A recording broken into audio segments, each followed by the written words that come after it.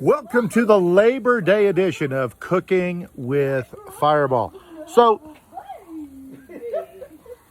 coming to you from Pine Top, Arizona, 7,200 feet altitude on a volcano. So, for Labor Day, now this is only one of the pieces. We did chicken breast.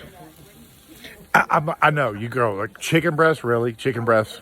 Well, we marinated the chicken breast virtually all day, olive oil, salt, pepper, fresh ginger, about 3 cloves of garlic. So we brought it out here on the grill. Oh, and we put on this really cool pineapple habanero salsa that we found at a local place here in Pine Top. So we put it on the grill, 400 degrees all day.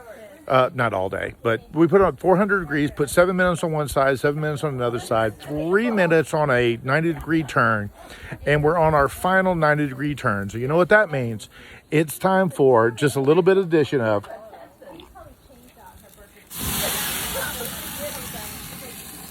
a little bit of Fireball.